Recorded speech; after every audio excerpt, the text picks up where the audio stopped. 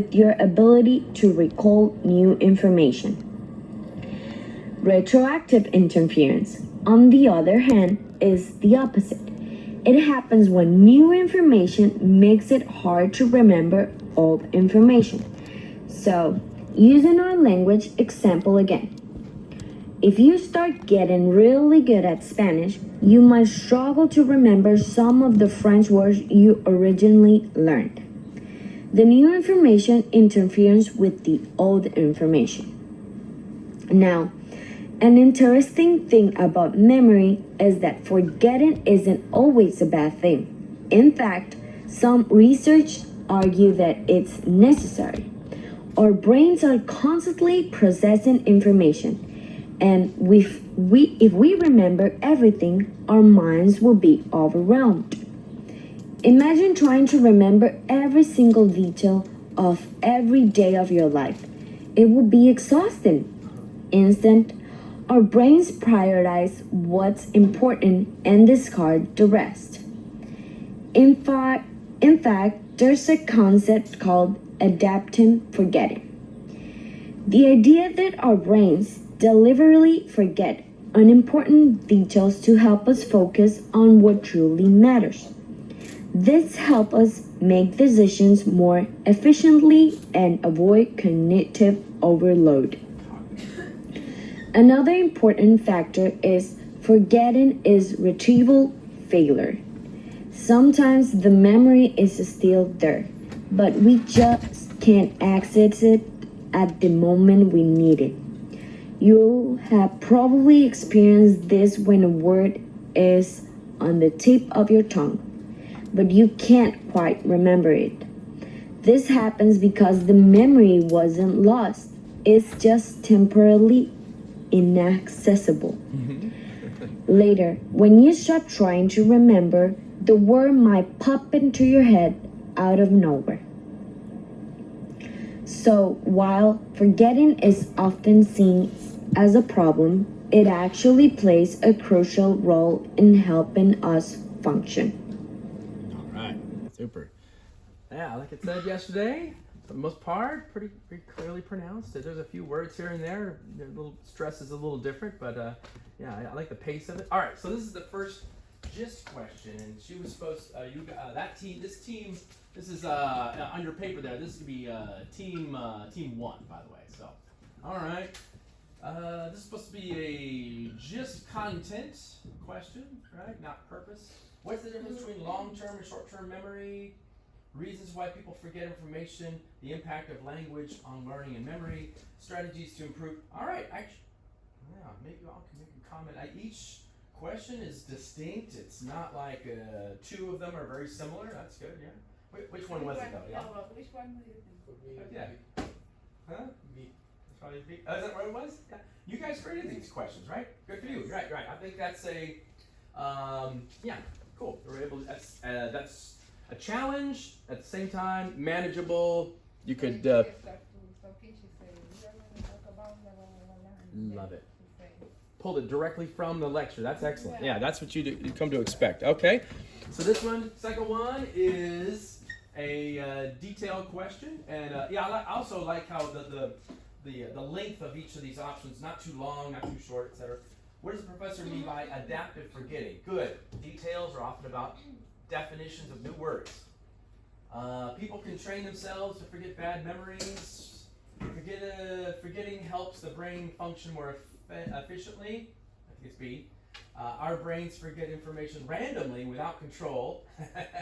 Forgetting is always a disadvantage. Oh, I like that. You put the always in there as a red flag. Yeah. I bet it's B. What do y'all think? Yeah. I have a question just Sure. for grammar. Yeah. Forgetting helps or forgetting help? Oh no, good question. Yeah, the gerund would be the gerund would function like a third person singular, like he, she, it. Okay. Yeah. Oh, wait, that's a great question. Yeah. Forgetting helps us. Yeah. Mm-hmm. So okay, cool. Yeah. All right, that's a detailed question. Let's go to another one here. Another detailed question you guys created. What is an example of retroactive interference given in the lecture? Love it. Another detail. forgetting words from a list of language after learning a new one, remembering irrelevant details from childhood, struggling to recall information because of anxiety, okay, being unable to recognize familiar faces, retroactive, another definition which the student was supposed to keep track of, right? Which one was it? I can't remember. Did you get it? Daphne? You always, yeah? Yeah. Is it A? It's A. Yeah, forgetting words from a list of language after. Actually, that's good because I think, wasn't it someone's trying to learn French and they keep inserting the Spanish words? Yeah, great. Good. Yeah, frequently, that's how the TOEFL would present a question too. Why does the professor mention learning French and Spanish? Great, organization question. Put yourself in the shoes of the teacher now. Yeah, to emphasize the importance of multilingualism. Okay, I think I can rule that out. I don't think that's the point of it. To illustrate the concept of interference and memory. I think that's what it was, right? To explain how decay affects language learning. Ooh, it could be that one. That's not bad. Yes. Ooh, good. I like that I'm a little conflicted. Yeah, I didn't take notes on this, but I'm on the fence. This makes it challenging enough. So you guys make notes about their questions. It's like, ooh, yeah, this one is close enough. That's challenging. To show how repetition strengthens neural connections. Okay. Good. I could conceive. I think it's B though. Is it? Yeah. Okay, good. Still close enough so it's, I think, I don't think they even, this is not something you mentioned in the lecture, but I can imagine that being a possibility. So that requires a student take notes. All right. Here's I believe it's an inference question, right? So what can be inferred about the professor's attitude about forgiving? She believes it's always harmful. She thinks it plays a useful role in brain function. That's B. Yeah. She suggests that forgetting only helps. Yes. She argues that it can be completely eliminated. All right, I think I mentioned this earlier. Yes. So all the wrong answers have got these, what I like to call fatalistic terms, like always, only, never, to give a clue to the student. Okay, cool. Whatever your opinion is out there, you want to write down, hey, that's manageable, that's clear. It's good that it's not like two of these are basically saying the same thing. They're all distinct. Okay, cool. Yeah, it's challenging yet manageable. All right, last one. Why does the professor mention the phrase tip of your tongue? Yes, great example of a function question. Yeah. Usually it's about an idiom. Yeah. All right. Illustrate the concept. Oh, it is kind of also, organization. Why did she mention this? Yeah. To illustrate the concept of retrieval failure, to explain the role of proactive interference, to show how emotions affect memory, and to emphasize the importance of repetition in learning. Actually, I don't remember. See that? Actually, this is technically another organization question, but it's, the function and organization are very similar, right? What's the function of her mentioning that, right? Ooh, imagine you guys took the test. Would that be a fair question? Yeah, I mean, you have to take notes and listen, right? I think that's manageable. It's not like it's totally obscure, right? I don't know what it is, though. What is it? What was it? D as in dog? B as in boy. Oh, a proactive interference? Okay, cool, nice. All right, y'all. So that was team one. Give them a hand. Look at them. Look at their amazing. You guys worked so hard on that one. That's okay. That's all right. Anyway, so we're going on to team 2. So this is you guys. Let's see what y'all. This is them. All right, let's preemptively give them a hand. Yes, it's Sunday, it's Dulce, it's Sandra, it's Julia. All right. So, okay. So wait. On your papers there, you're making comments about team 2. All right. So let's go back to the beginning. All right. Here's this conversation. Listen to a conversation between a student and a professor. Very nice. Nice. Hi, Professor Sandra. Do you have a minute? Sure. What's on your mind? I just got my essay back and I was hoping to get some feedback. I want to improve my writing. That's great. Writing is a skill that improves with practice. What part of your essay are you most concerned about? Well, I think my ideas are clear, but I'm not sure if my organization is strong. I feel like my paragraphs don't flow well. I see. I read your essay, and your ideas are solid. But you're right, your transition between paragraphs could be smoother. Right now, each paragraph feels a bit separate from the other. Oh, so do I need to change the order of my paragraphs? Not necessarily. The order itself makes sense, but you need better transition sentences. For example, at the end of the one paragraph, you could briefly introduce the next idea. That way, your reader can follow your argument more easily. That makes sense. So instead of just ending of a paragraph, I should connect it to the next one, right? Exactly. Also, your thesis statement is strong, but some of your topic sentences could be clearer. Do you mean I need to make my main point more obvious? Yes. Each topic sentence should clearly connect to your thesis. Right now, some of your paragraphs start with general statements that don't immediately relate to your main argument. Oh, I see. So I should be more direct at the beginning of each paragraph. Yes. If you clearly state the main idea at the start, your reader won't have to guess what each paragraph is about. That will make your argument stronger. Got it. I will revise my transition and topic sentences. What about my conclusion? Your conclusion is actually quite strong. You effectively restate your thesis and summarize your point without simply repeating them. But you might consider adding a final thought, a broader implication, or a question for the reader to think about. Oh, like a connection to a bigger issue? Exactly. It doesn't have to be long, just something to leave a lasting impression. That's a great idea. I will try adding that. Sounds good. If you want, you can bring me a revised draft and I'll take another look. That would be great. Thanks again. Thank you. Bye. Very nice, ladies. That was pretty cool. Yeah, good job. All right. So I got thoughts, but what are your thoughts on? Imagine you're the student taking the TOEFL there. Yeah. What y'all think? Is that manageable? Is that as far as pronunciation and delivery? That was I pretty effortlessly followed what you're saying there. There's just a couple of words that I may have struggled, like this word thesis, long E sound. That's okay, no problem. Yeah, thesis, there's a final I think you meant topic, not a big deal. Very minor things, not a big deal. But on the whole, not too fast. What do y'all think? What's your thoughts on that? Oh, anyway, you can write them down. Yeah, you don't have to. Hey, not too long either, and not too short. Yeah, that's pretty good. That's about what I would expect on the speaking section. All right, so this is always a gist purpose question. All right, what do we got here? What's the main purpose of the conversation? Excellent. Student wants to argue about the essay grade. Hey, I can rule that out already.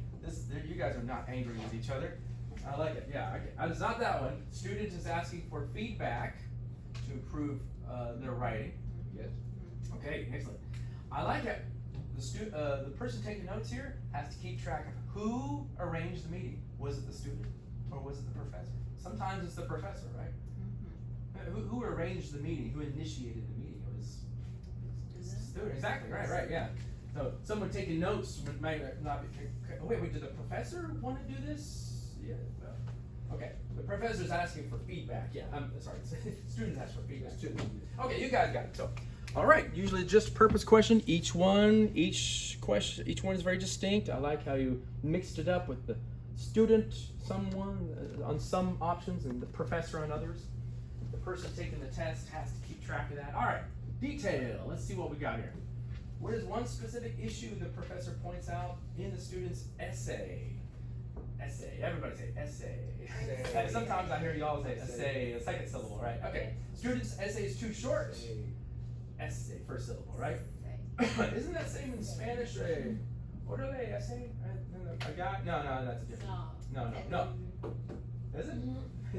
Is that a bad word? Did I just say something bad? Ensayo. Ensayo. Ensayo. Okay, I was trying to I remember as a kid, my friend saying that. Never mind. Okay. All right. The students' argument is unclear. The transitions between paragraphs is weak. I think it's that one. I think students' handwriting is different. Okay, it's not that one. All right. I think it's C. Is that right? Is that what it is? Okay, cool. Very manageable. But I could tell you were a little conflicted, so that means it was challenging. No, could have been something about the arguments being unclear, but I think it was the transitions between. Yeah, it's not. Yeah, so it could have been B or C for me, and that's good. Where I was a little bit conflicted. All right. What does the professor say about the students' thesis statement? Yeah, let's practice that word. Everybody say thesis. Thesis statement. Yeah, thesis. There's a little apostrophe there. No big deal. It is too short and needs more details. It's strong, but the topic sentence should connect to it more clearly. I think it's B. It's missing from the essay and needs to be added. Okay. It needs to be completely rewritten. Oh, nice. I can probably rule that out because of the word completely, right? Yeah? What do y'all think? I think it's B. Is that right? Yeah. Okay. Is it? Yeah, that's okay. Perfect. Actually, number 3 and number 2 seem like they're like the same detail, right? Just phrased differently. Yeah, it needs to be when transitions, right, should connect more differently, right? Yeah. So more or less, actually, 2 and 3 are kind of the same thing, but phrased differently. But they're both details. That's good. Yeah. All right. What could be inferred? This is what we got here. Yeah, and you guys who write down what your impression is, and on the paper there. What could be inferred about the professor's attitude toward the student's writing? The professor is unwilling to help the student. What are you doing in my office? Professor thinks the student's essay is perfect. Okay, come on now. Otherwise, why would there be a conversation? Yeah, okay, good. I can rule that one out. Yeah, fair enough. Maybe you feel like, maybe that one's too easy. Maybe I should have made that question a little harder. I don't know. It's your opinion. Professor is supportive and wants the student to improve. I think it's that one. The professor is strict and critical. Honestly, maybe that one could have been a little more challenging. That I could see immediately, just from the tone of voice. But that's good for an inference question. The attitude is very helpful, supportive. Okay, anyway, and the choice of words. But I like that each option is very distinct. It's not like 2 of these are the same thing. So they're all distinctly 4. Okay? All right. Listen again. What does the professor say this? Not necessarily. The order itself makes sense, but you need better transition sentence. For example, at the end of one paragraph, you could briefly introduce the next idea. That way, your reader can follow your argument more easily. Okay, fair enough. Sounds like it's B, right? Paragraphs flow more smoothly. You're talking about transitions, aren't you? Right at that point. Okay. Nice. Yeah. Yeah. This attitude or function question doesn't have to be about an idiom necessarily, but why does the professor say this? Yeah, in order to help the student make the paragraphs flow more smoothly. Maybe that would be more accurate, I guess. Yeah, to help the paragraphs flow more smoothly. But it's really, she's saying that so to help the students help make the photographs more. Anyway, not a big deal. I'd probably phrase it a little differently there. Okay. Yeah, to help the student introduce a new topic, right? Encourage a new student to. Yeah. What do you think? Yeah. Go ahead. I am confused between first I choose B, but later D. Okay. She put a lot of emphasis in the thesis statement, and then it's confused. Okay, good. Well then, let's see which one it might be. Right. Listen again. What does the professor say this? Not necessarily. The order itself makes sense, but you need better transition sentence. For example, at the end of one paragraph, you could briefly introduce the next idea. That way, your reader can follow your argument more easily. So stress transitional statements, and you can follow your argument more clearly. And I like how you phrased it differently than you said it in the quote, right? Yeah. Okay, so that's good. Oh, but that's good. You were conflicted. It could have been D. Yeah, that makes it challenging for the student. All right, nice. Fair enough. Yes. Okay. Yeah, I probably would have phrased the options a little differently to encourage the student to make the essay longer, or to encourage the student to help to make the paragraphs flow more smoothly. Something like that. Yeah. Because anyway. Listen to a part of the science of effective listening. I didn't mean to make a cameo. All right, here we go. Here's the lecture for 2. Good afternoon, everyone. Today we are going to discuss effective listening and why it's a crucial skill in both academic and everyday settings. Many people assume that listening is a passive activity, just sitting back and hearing words. But in reality, listening is an active process that requires attention, interpretation, and even memory. Now, let's start by looking at 2 types of listening: passive listening and active listening. Passive listening happens when someone hears sounds or words but doesn't engage with the meaning. For example, imagine listening to a lecture while scrolling through your phone. You might catch a few words, but you are not really processing the information. On the other hand, active listening means fully concentrating, understanding, responding, and remembering what was said. This involves not just hearing words, but also organizing tone, emotions, and context. Research shows that active listeners retain more information and build stronger relationships. So, how can we improve our listening skills? One effective technique is paraphrasing, repeating what the speaker said in your own words. For instance, if a professor explains a complex theory, you can summarize it briefly to ensure you understand it correctly. Another strategy is asking clarifying questions like, "Are you saying that?" or "Could you explain that in another way?" These techniques help reinforce understanding and prevent miscommunication. Another important factor is reducing distractions. Studies show that multitasking, like checking your phone or thinking about what to say next, can significantly reduce listening comprehension. So, the key to effective listening is being present in the moment and actively engaging with the speaker. To sum up, listening is more than just hearing sounds. It's an essential skill that improves comprehension, communication, and even critical thinking. By practicing active listening strategy, we can become better learners and communication. Thank you. Thank you, Professor Sunmi. All right.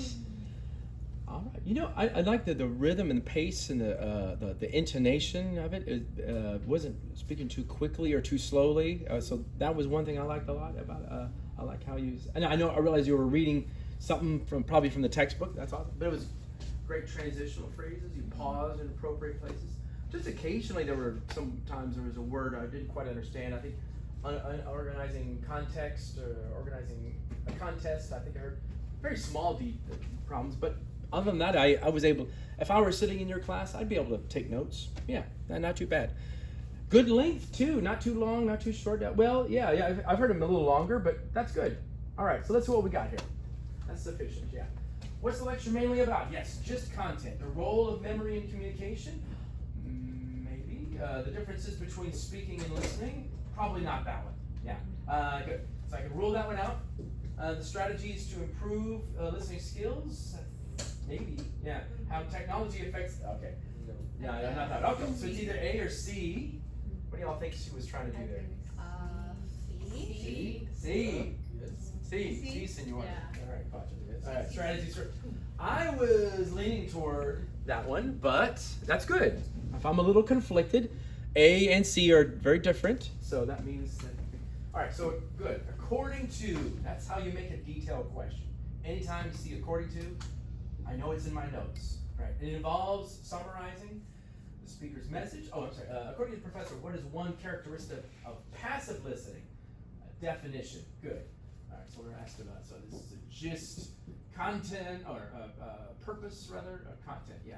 And this is detail. Okay. Involves summarizing the speaker's message. It requires full concentration of the speaker. It means hearing words without engaging in their meaning. Maybe not that one. Yeah. It helps improve critical thinking skill. Ooh, actually, I'm not sure. It could be that one because I remember you mentioning something about that. But was that with regard to? I think I could rule out C. Characteristic of passive listening. I think you were describing passive listening positively, but there was. Oh, you're smiling. C. It's C. Oh, is it? It's C. Oh, shoot. It means hearing words without engaging their meaning. Okay, so passive listening was something you want to avoid. Wow. I should have been taking notes. Okay, cool. So you guys make comments about that. Good job. You tricked the teacher. Okay, all right. It involves summarizing speakers. I think that was something else, some other definition from something else from the lecture. Okay. And I like that each one of these is very distinct. It's not like both, and they're long. They're detailed enough, but not too long. Okay. Cool. All right, that's a detail. Oh, yeah, you're very. Yeah, you didn't expect that one either. For yeah, which one were you thinking? Passive listening meant. A or B. Okay, requires full concentration. Well, that would not be passive, right? It would be active, Yes. right? Yeah. So that involves summarizing speaker's message. That's probably a characteristic of active listening too, right? Okay, cool. That's good. On the TOEFL, they'll give you two definitions and they try to trick you by switching characteristics. Okay. All right, there we go. What does the professor say about distractions? Another detail. Good. They have little effect on listening ability. Okay, probably not that. They can significantly reduce comprehension. Maybe. They help people multitask effectively. Distractions help people multitask effectively. I don't think so. They can significantly reduce comprehension. Wait a minute. Oh no! That's okay. This is the same thing. It's probably B or D. That's okay. That's B and D. That happens. Hey, I've seen that in textbooks. I've seen little typos in textbooks too. That's not a big deal. That happens sometimes. The D is they improve listening skill when used correctly. Okay. Okay, Gotcha. All right. then it's B. With it, then B would have been the right answer, right? Or yeah. Okay. Yeah. Well, yeah. It would have been B or D. All right. Nice. It's very challenging. Okay. Cool. Typing is confused. This is the sort of thing I think people do. I don't really know. I've never made a textbook, but they focus group it and they proofread it and all that sort of thing. So that sort of thing happens in real world, textbook material stuff. So you find little repetitions and they fix it. All right. How does the professor organize the lecture? Good. Yeah. So what are lesson plans look? Comparing different types of communication? Maybe. Explaining the problem and proposing solutions? No. Listing a series of unrelated listening strategies. Probably not C. Providing historical background. I think it's A. Yeah. All right. Cool. Make a comment on there. Yeah. Yeah, it's A. No? Is that right? No, it's not A. Which one was it? No. B. B for B. Oh, explain the problem and propose a solution. You lean toward that one too? Yes. B. Because the professor introduced the issue and passive listen and then suggests technique to improve active listening. Passive listening is the problem, and active listening is the solution. Because he explained some problem and then we need I didn't to see review it as a some problem. solutions. Yes. Okay, yeah, that's kind of, it pulls back from maybe the first statement at the beginning too, is kind of relate. Yeah, this is good. This is organization questions ask you to look at the whole lesson plan and it's structured this way. Okay, so you tricked me. Nice. So that means that one of the other ones was, B was what I was leaning toward, or whatever, I don't know. Still team 2? Correct, still team 2, right. We're almost finished with team 2. You are I team wrote what? on team 3 in my comments. Okay. Move. Okay. Put number 2. Yeah, just indicated that's for number 2 there. Okay, cool. Yeah. So the yellow is number 2. Okay, here we go. Inference question. What can be inferred about active listeners? Good. They retain more information than passive listeners? Maybe. They do not need to ask clarifying questions? Probably not that. They prefer reading and listening over listening. Right? They often get distracted during conversation. I think it's A. Yes. Okay. All right, there you go. Fair enough. Okay, not bad. Yeah. Listen again. What does the professor say this? Are you saying that? Or could you explain that in another way? It's hard to hear that a little bit, but that's okay. Okay, let me play that again. Yeah, that's Listen again. What does the professor say this? Are you saying that? Or could you explain that in another way? why are you saying that, or can you explain that another way? I think is what you said. Yeah, okay. Yeah, that's all right. okay. That's all right. To demonstrate how people interrupt conversations. Oh, I think that was a phrase you inserted that they would use for the purpose of giving an example of clarifying question, or to show that paraphrasing is in effect illustrate how people misunderstand each other. I think it's either A or B, so it's good. I'm conflicted. It's B. All right. I was a little conflicted. Yeah. Okay. So that phrase that she said. An example how the listener can confirm their understanding by asking clarifying questions. All right. Cool. B. It's actually it was B. Is what she was leaning toward. Yeah. B as in boy. Yeah. B as in boy. Right. That phrase that you heard her say was an example of like a clarifying question from the lecture. Okay, so that's the team. Everybody give them a hand. Everybody, yay! All right, nice work, y'all. Okay, so let's go over here. Team 3. Hang in there, y'all. I know this is going to take a long time, but I promise we'll do some other things. All right, so let's go down here to... Yeah, that's them. All right, give them a hand. Yay! Team 3. All right. No. Okay, here's the conversation. Oh, let me write up here. So, no confusion here.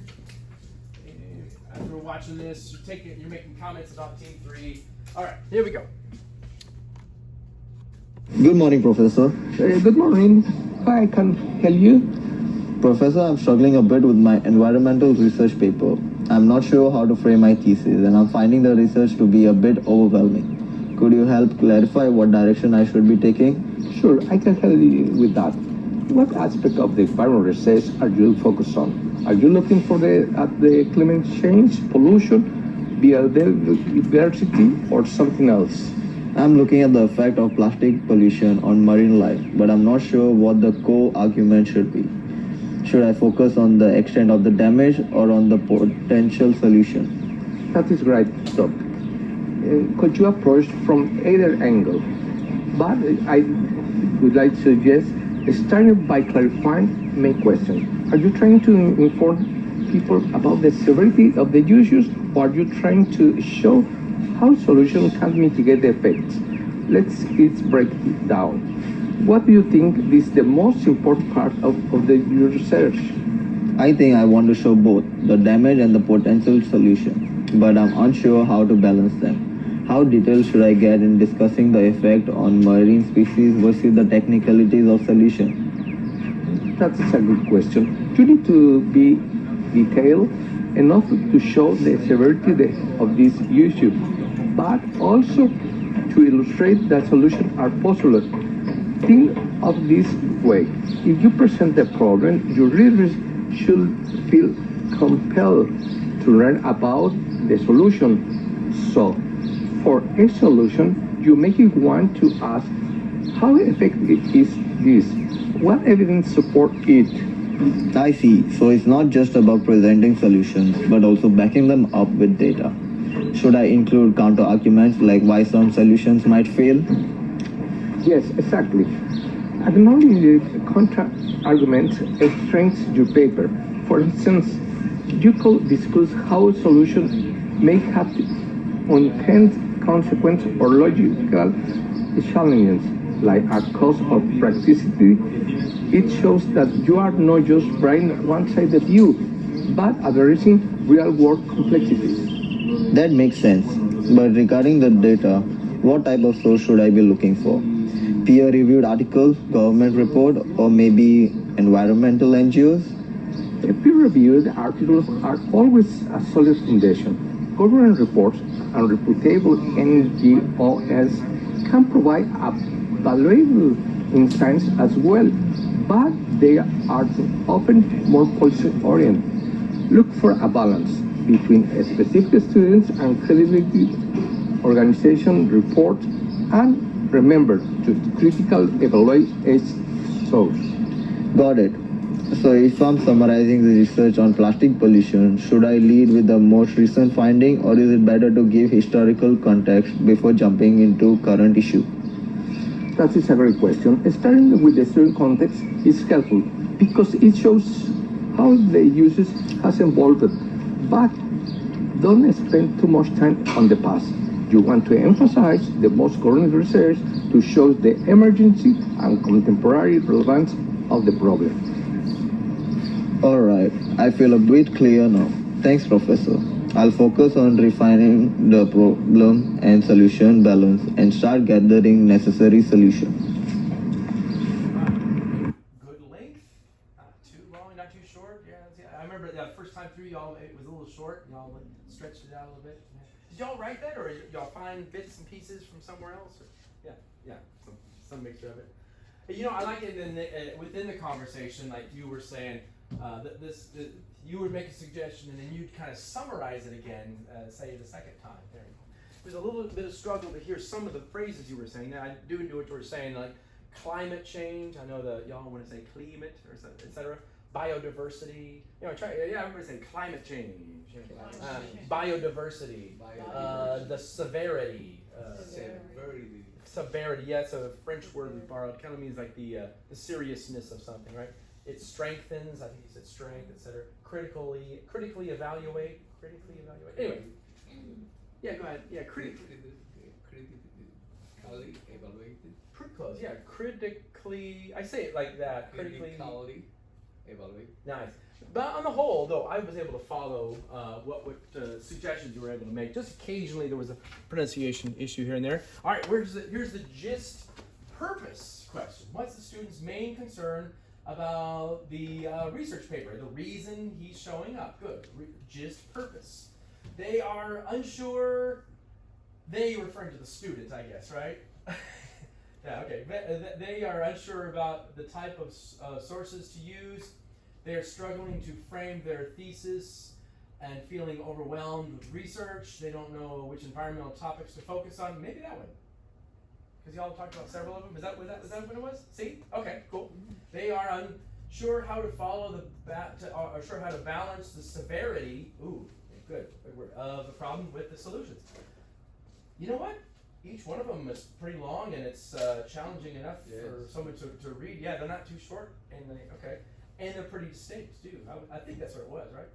You didn't know which ones to focus on because I think should I do climate change or plastics? Okay, cool. Yeah, you got it. Nice. All right, let's just keep going. That's a gist purpose question. Here's the detailed question. According to the professor. Good. That's how you make a detailed question. What's the first step in clarifying the direction of the paper? Deciding whether to focus on the severity. Oh, there's that word again. Everybody say severity. Yeah, it means like seriousness or it's a really an issue or solutions. Focusing on the effects of plastic pollution on marine life. Okay, I think that's not one of the topics he's talking about, right? Searching for peer-reviewed articles. Maybe. No. Discussing the counter arguments of the solutions. I don't know. That's challenging. All of those seem pretty plausible. So that's good. Those are tricky options. I'm not really sure which one was it. I think A. Yeah, what do y'all think? Was it A? Yes. Is that what it was? Decide whether to focus on severity of the issue or the solutions. Nice. Okay.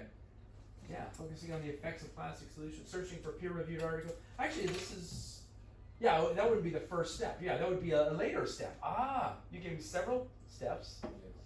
And the student has to keep track of which step is the first. Oh, you probably mentioned these later. Okay, clarify Nice. what is the question. Good. A strong, you guys are being good jerks. Yeah, be jerks. Yeah, because you're including details you mentioned later on, but not the first one, except for A. Okay. Here we go. 3, how does the professor suggest the student should approach the balance between the effects of plastic pollution and potential solutions? Woo! All right. Focus only on the effects. Oh, red flag. I got a red flag. Maybe that one's wrong because of the word only. I don't know. Maybe not. Without discussing solutions? Probably not. I'm guessing it's not that one. Yeah, discuss both, but spend more time on solutions than the problem. Be detailed about both the damage to marine species and the solutions, ensuring that the reader is compelled to learn more about the solutions. All right. Only mention solutions briefly, since the damage is the most important part of the paper. Oh man. You know, first of all, yeah, each option is phrased kind of long, but I don't know, it's clear. I mean, it's clearly written, but it's just a lot of words. You're looking at me, Troy. Which one were y'all? C. Is it C? All right. Okay. Be detailed about both damage of marine species. Okay. Cool. Thanks. Yeah, this is the suggestion you were giving him. Okay. So that's 2 detailed questions. Nice. Here is the inference question. According to the professor, should the student start with historical context or the most recent findings of the paper? This is challenging. This is kind of there's a lot of details you have to keep track with. Start with historical context and show the evolution over the issue. Okay, first of all, yeah, according to the professor, should the student start with historical context or most recent findings in their paper? Start with the historical context to show the evolution of the issue. Start with the most recent findings. So we've got to choose between 2 things, I think, right? Historical context or most recent findings. Begin by discussing the potential solutions. That's not even one of the options, I think. Focus only on the most recent findings. Oh, okay, yeah. Start with the most recent findings to show the urgency. Focus only on the most recent without any historical context. Honestly, B and D are kind of similar. I don't know. Would they be contradictory? Would one clearly be wrong and one clearly be right? Well, which one was the right answer, y'all? C. Oh, okay. So neither of them are right anyway. Okay, so it's okay that I guess that they're similar or not contradictory because they're both wrong. Okay. Yes, because sometimes when you repeat the answer, say, oh, maybe this is the first one or the second one, Right. because the answer could be both. Alright. Sorry. All right. It is not. Well, it's good that the correct answer doesn't have another one that's similar. Okay, that it's clearly distinct from the rest. Okay. Listen to a part of a conversation and answer the following question. Think of this way. If you present the problem, you really should feel compelled to learn more about the solutions. Why does the professor say this? All right. I'll play that again. I'll play it again. I don't remember what you Listen said. to a part of a conversation and answer the following question. Think of this way. If you present the problem, you really should feel compelled to learn more about the solutions. Why does the professor say this? Emphasize the importance of balancing discussion of problems and solution to encourage students to focus only on the severity of plastic pollution problem. To suggest solutions should be presented before discussing the problem, or to imply that readers are not interested in environment. Probably not D. Oh my God, I don't know. I think it's A because the voice tone of professor was emphasizing something. Okay. Is that what it was? Okay. What, they're pretty challenging, but yeah, it's still manageable. They were able to do it. Emphasize. That's the word that really gave you the big clue. At the first time, the professor mentions about the please do the balance. Okay. All right. Fair enough. Okay. So here we go. Here's the lecture. In the last classes, we spoke about Europe Dark Ages. Oh, sorry. In the last classes, we spoke about Europe Dark Ages. Today, we will speak about spices. A lot of people think that spices are not that important. Well, they are wrong. Spices helped humans improve and develop in ways that you cannot imagine. For example, the USA. It is what it is today because of spices. You see, back in the days, Europe didn't have the access to the spices like today. So they decided to send Christopher Columbus to find a new way to Asia and India. So he went to the other side because he knew that the earth was a pole, so he believed he will reach India, but he reached America instead. You know the left of the story. Because of this mistake, we discovered America and we find potato and tomato and more. Well, you may ask, why did they need to find a new road? Because the Arab was the people that bringing spices from Asia, and that meant that they were controlling the prices. The Arab had their ways to make people believe that the spices are expensive and hard to find. For example, they made a fairy tale about cinnamon that it is coming from some branches that the phoenix built his house from it. So the price of cinnamon was controlled by the Arab because the people were too scared to try to get cinnamon from the phoenix. Any questions? Okay, cool. Actually, when you started talking about spices, it sounded like something we did in our textbook, but it's a different lecture altogether. Was it really spices or species? What? Oh, is he trying to say? I thought he's saying spices. He was trying to say I think he species. was trying to say species. Oh, I didn't think about that. Yeah. I don't know. Which Not one? spices. Well, you maybe Spices? spices. Because he mentioned cinnamon Well, and things like that. Yeah. Okay. No, he said it right.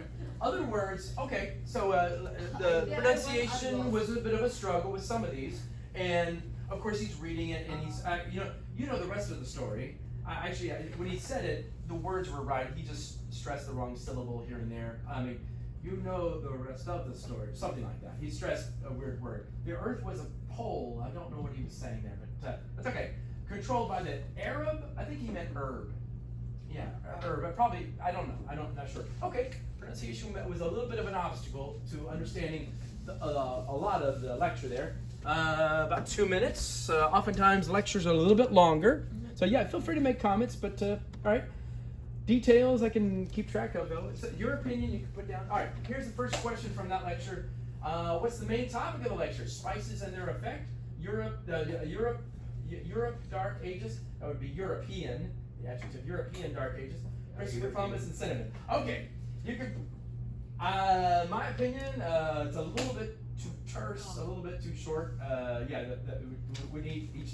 I would obviously spices and their effect. These are a little bit too easily, obviously not right. So I would probably make it a little more challenging. That's my opinion. You feel free to make.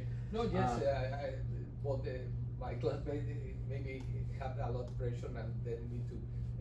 We suggest maybe to do some topic about the book, but she want to create, and then we No problem. respect it. Sure. Yeah, this was something that Faisal wanted to do. Yeah. Yes. Okay, that's fine. That's right. No problem. Yeah, I understand. Why did Christopher Columbus go to America? Okay, a detailed question. So the first one was just he heard some fairy tales about it. Oh, so I remember them mentioning fairy tales. So he's smiling. All right, he wanted to discover new land. I actually know the answer. He did not. Wasn't studying for nothing. He was searching for a new way to Asia. Yeah, he was going to find a solution for the Dark Ages. I'm sorry. They didn't realize they're in the Dark Ages. We're in the Dark Ages. Okay. It's C, right? Yeah. It's C. Okay. Okay. Actually, I can. That's not too bad. I mean, I could. You guys mentioned something about fairy tales, so I can see the student possibly getting confused there, unless they look at their notes. But yeah, I already know about Christopher Columbus, so oh man, it's still pretty short. Yeah. Which of the following products we find in America? What? Goats? Oh, actually, there's no E in goat. Yeah, it'd just be goats. Okay. What is one of the products that we find in America? Goats, tomato, cinnamon, sugarcane. I mean, all of them. Actually, I think what you needed to phrase there is what is one of the products that the professor mentions that we can find in the and we find all of these in America. I mean, the way it's phrased there, it's like in now, you know. Okay. So I think just what was one of the products that the professor mentions that we have in America because of, I don't know, Christopher Columbus? Well, I don't remember what it was. Is it tomato? Really, I don't know. Yeah, I don't remember either. Yeah. Is it goat, like the animal goat? Yeah, yeah. It's spelled wrong. Okay, so the question is a little bit ambiguous, and it's like, and that's all of them are possible. So that one's pretty weak there. All right. So why did the professor mention USA? Oh, detail. I'm sorry, that organization question. Put yourself in the shoes of the professor. Nice. USA had an important role in the Dark Ages. Maybe. Had? Oh, had. Yeah, that's what. Yeah, had. That's what. Probably what I'm trying to do there. The United States had an important role in the Dark Ages. I know that's not true because the United States did not exist during the Dark Ages. We came anyway. United States imported. Using simple present tense, probably don't need to use past tense. The U.S. Imported spices from Europe. Okay, so there's some of the phrasing there. USA was an example. By the way, I don't think he never mentions USA. I don't mean to be hair splitting here, but there is a difference between America and USA, right? The United States, yeah, they'd say the Americas, right? Which means North and South America. Yeah. During Christopher Columbus times, that's what existed. The United States didn't come around until much later, you know. So I don't know. Anyway, I think that's probably what Faisal was probably doing this one, right? Yeah. Okay. Anyway, USA was an example to show how species. There it is. The word you thought he was saying. You meant spices. He wrote species. Okay. Affected us because Christopher Columbus discovered it. Okay. All right. Alrighty. Yeah. It's also don't have to capitalize discover. Okay. Typographical errors here and there a little bit. Maybe keeping things past tense, stuff like that. So maybe not calling it USA, but the American colonies, or I don't know, whatever. Okay. So, all right. Let's see. What do you think is the reason for high prices of spices? Not see. That's still simple present tense. That meant the past. Yeah, so that's another thing. Verb tenses were a little bit off. That may be confusing. The sellers wanted to sell it for a high price, maybe. But Phoenix was the reason. Phoenix, like the Arizona Phoenix or the animal Phoenix? The animal. Yeah, because this was referring to the fairy tale, the legend that Phoenix infected something with cinnamon. I don't remember what he said there. The cost of shipping it from America, maybe tax on it was high. Okay, I think it was. Probably C. Yeah, probably what I was going for. I don't know. Oh, it's okay. Yeah, it was not. It was Faisal. Okay. This looks like it was all Faisal, right? Was the last time? Okay. Okay. It's not No problem. Yeah, that's fine. It's first time him doing it too, and so yeah, It wasn't entirely clear there, but I think it's C. Listen again to a part of the lecture and answer the question. Each American state, you know the rest of the story. Why the professor say this? You know the rest of the story. That's the phrase he said. Yeah. And he phrased it better that time. Yeah, it's common. Not yeah. Right. Yeah. He thinks it's covered in the lecture. Good. Right. That's different than A, B. Yeah. You know the rest of the story. It's covered in the textbook. It's the Spock.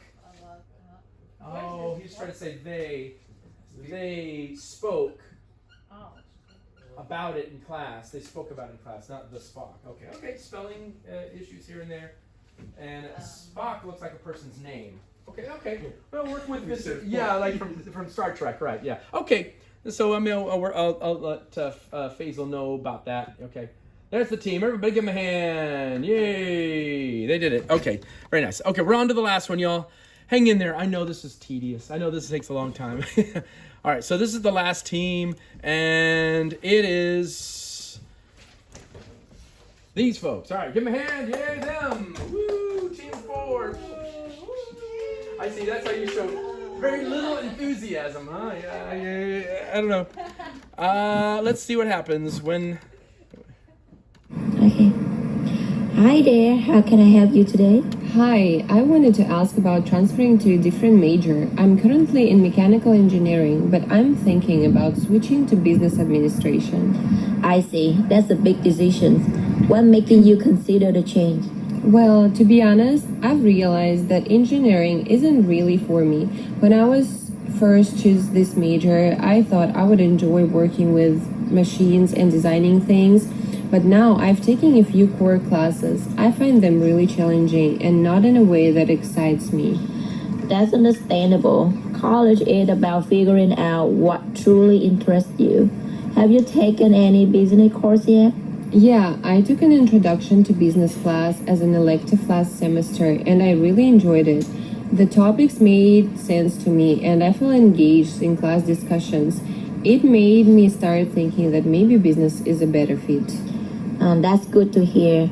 It's always helpful when students have some experience with the new major before transferring. Now, have you looked at the course requirements for business administration? Not in detail. Will I have to start from scratch?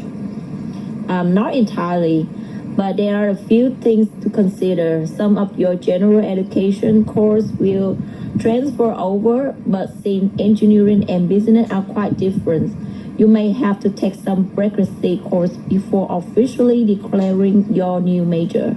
Oh, I see. What kind of prerequisites are we talking about? Typically, for business administration, students need to complete introductory course in accounting, economics, and statistics.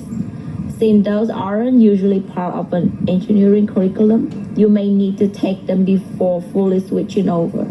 And that makes sense. I guess I should check how that will affect my graduation timeline. Exactly. I recommend meeting with the business department advisor as well.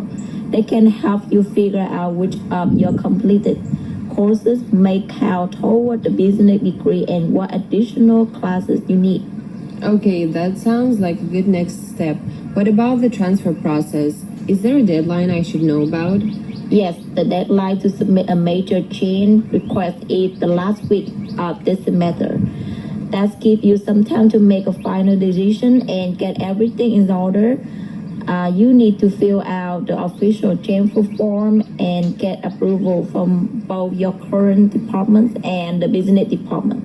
Got it. And what are the chances of my request getting approved? As long as you meet the GPA requirements and complete any necessary prerequisites, it shouldn't be a problem. Business administration isn't as competitive as some other programs, so you're in good position. That's a relief. Do I need to write any kind of statement explaining why I want to transfer? No, not for business administration. Some highly selective programs require a personal statement, but in your case, it's mostly about completing the paperwork and making sure you meet the academic criteria. Okay, great. I'll schedule a meeting with the business department advisor this week and start planning out my course schedule. That sounds like a solid plan. Let me know if you need any help along the way. I will. Thanks for your time. I feel a lot better about this now. Glad to hear it. Good luck. All right. Actually, the flow of your both your delivery was really smooth. Yeah, and the intonation is good. That's a pretty good link. I can tell you all reading the script there from the textbook, probably, right? Okay.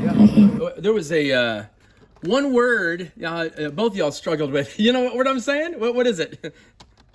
Prerequisite. I hear you. So it's a prerequisite. Yeah, that's a tough one. Pre meaning before and requisite meaning required before. Right. So prerequisite.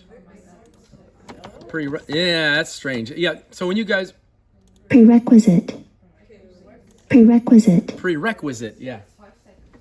Prerequisite. That's strange because the word require is on that second syllable normally, right? But we're instead stressing on that syllable, requisite, which is strange. Yeah. Prerequisite. Yeah. Prerequisite course. You need it before you take advanced biology. You have to take a lower level biology. Yeah, that kind of thing. When you all go to university, you'll hear that word all the time. So it's always in the context of university. Okay, let's take a look at your questions, and then we'll get to other things. So it's why does the student go? Why does the student want to transfer to a different major? Good. That's the yes. He is. Well, one of you is a dude, I guess. One of you is playing the guy.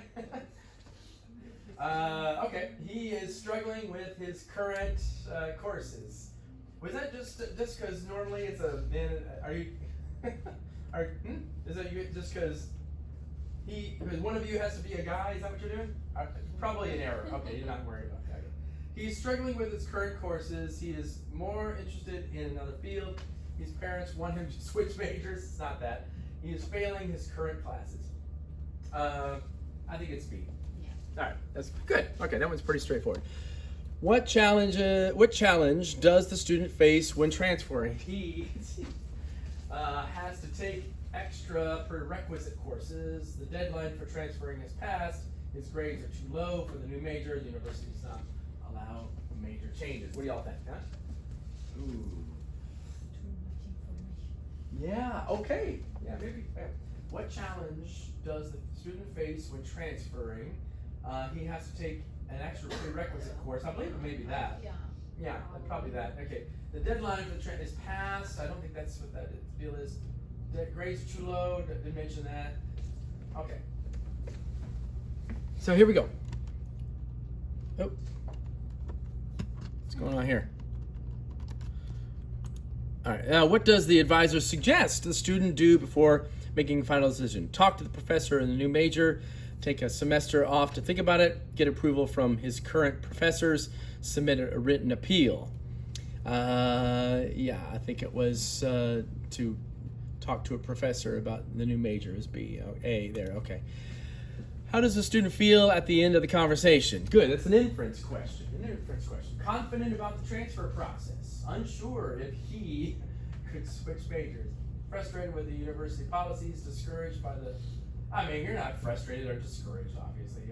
You're definitely confident. They're usually always very positive, right? Okay, it's an attitude question, yeah. All right, so good, that's fine.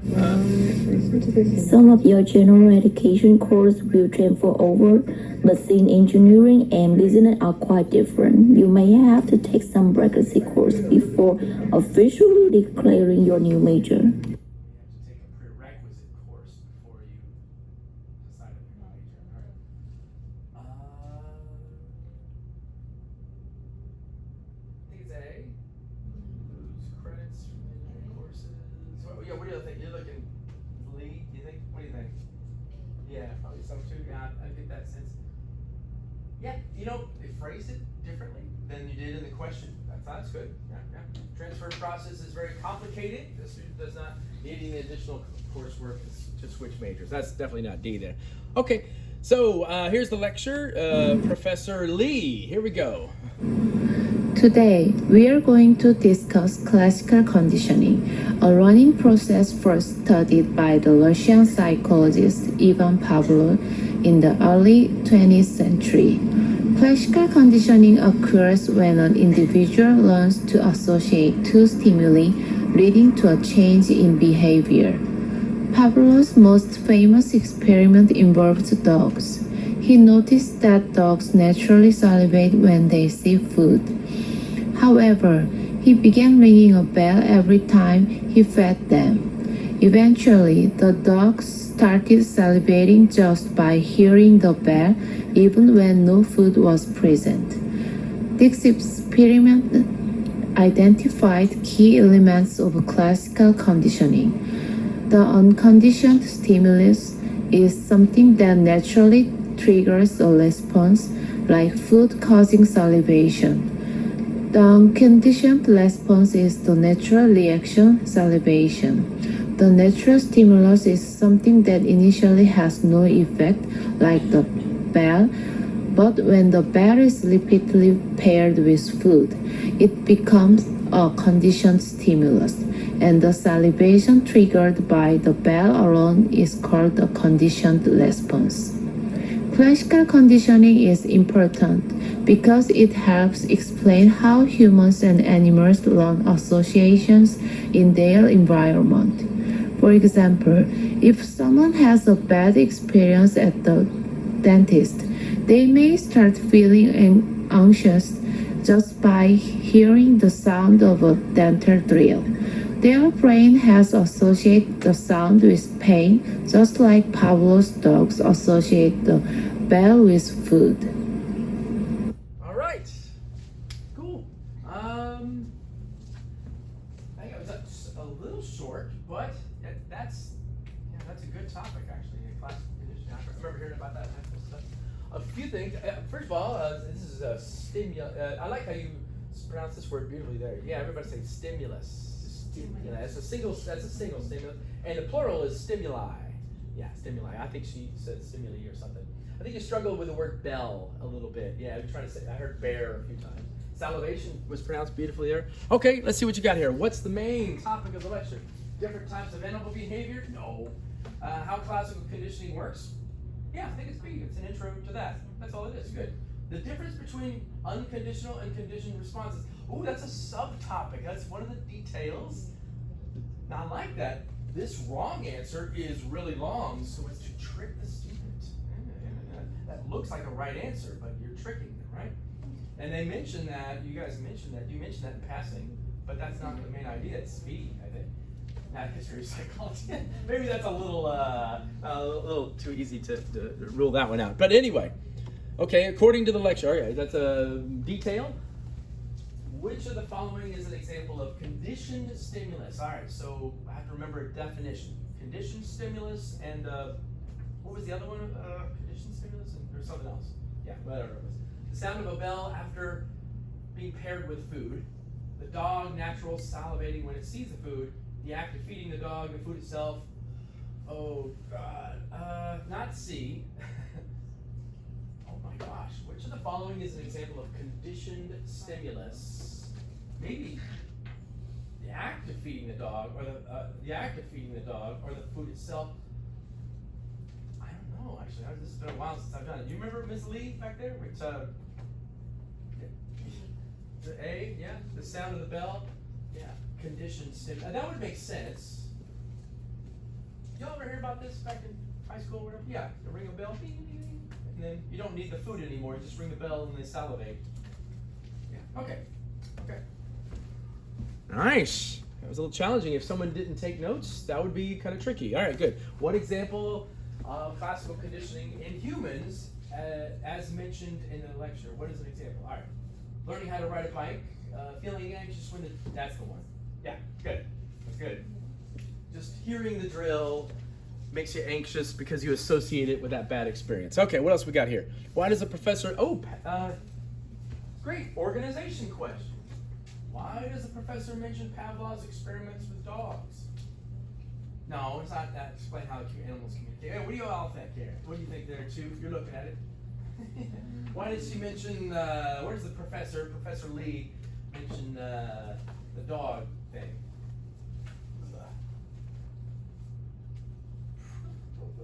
Illustrate, I think it's B, probably. You know what it was? Yeah.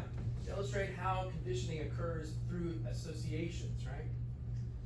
All animals react the same way. Okay, now good. That's a fatalistic term. I can rule that one out. Everything, always. Oh, okay, I can rule that one out. Okay, let's finish this up, y'all. What does the professor imply? So that's an inference question about classical conditioning. It only applies to animals, not humans. Okay, come on now. That's not that one. It can influence emotions and behaviors in everyday life. B, probably true. It no longer is considered a valid psychological theory. I don't think he said anything about that. That's good. That's right. We can rule that one out. It only works if the conditioned stimulus is very strong. Maybe C, maybe D, but I believe it's B. I'm pretty sure it's B, right? Yeah. And it only works. So that's another one. I could probably rule that one out. So you guys make comments on it. What do y'all think? Is that a little too easy? A little challenging? All right, here's the last one. And then we're going to do something different, y'all. Yeah. Pavlov's most famous experiment involved dogs. He noticed that dogs naturally salivate when they see food. However, he began ringing a bell every time he fed them. Eventually, the dogs started salivating just by hearing the bell, even when no food was present.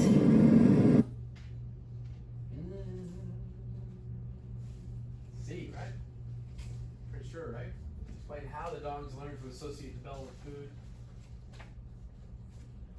Okay. Yeah, probably see. Yeah. Okay. Great. Okay. So that's it. Y'all give them a hand. That's them. That's that team. Good job. Yay. All right. So I'll give y'all feedback. So tell you what, you've been doing a lot of. Let me stop the video now.